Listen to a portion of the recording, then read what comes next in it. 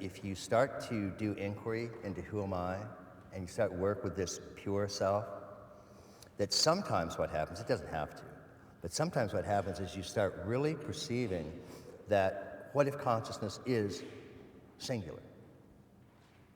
Erwin Schrödinger, the founder of quantum mechanics, said consciousness is a singular, the plural of which is unknown.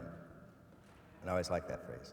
But what if it really is? So in a sense, as you're getting a sense of this I amness, and we talked a little bit about that in terms of how you'd actually feel into this I amness, which you can do right now. And of course that I amness is not a substance, it's not an eternal soul, as Rinpoche was pointing out. Certainly according to Buddhism, it's neither an Atman nor a not Atman. You can't say it's both or either. But sort of metaphorically, you get the sense of just this pure I amness, and if you just sort of also get the idea that what if it is the only one? What if there really is only one self? Everybody's heard this a million times. There's only one spirit. So why don't you start with that? And one of the ways to do that is just imagine, just as if you're dreaming at night, and you're dreaming of all these multiple selves, there's still only one dreamer, is there? And you wake up and you go, that was just me. So if you do the same kind of thing, just as a metaphorical approach, and imagine what if there is just this one self of mine?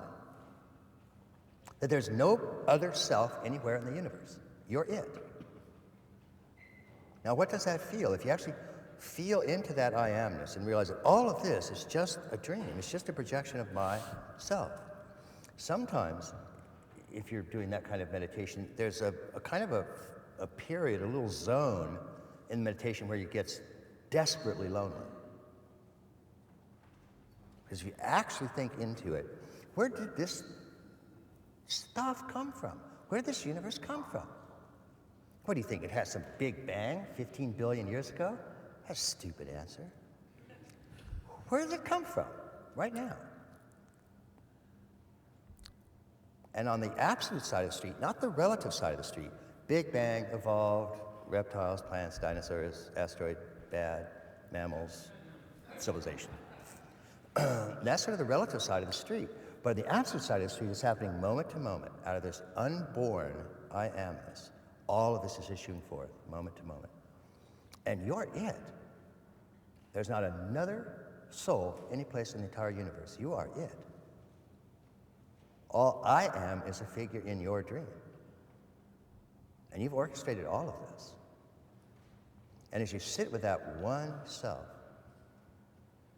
extraordinary aloneness can set in. And Plotinus famously described the spiritual quest as a journey from the alone to the alone. And the second one is capitalized.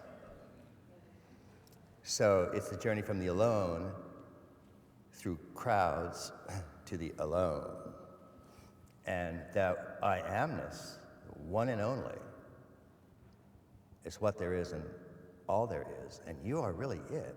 So sometimes, just as a kind of a little bit of an experiment, just sit with that sometime. What does that really mean?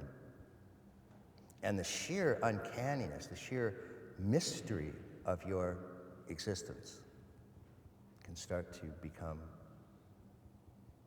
extraordinary realization. And as you push into that, can happen gradual or sudden, there's a snap, a realization, a Kensho-like experience of just what it all means, in terms of just not an answer, but in a simple, obvious, radiant, luminous emptiness, moment to moment.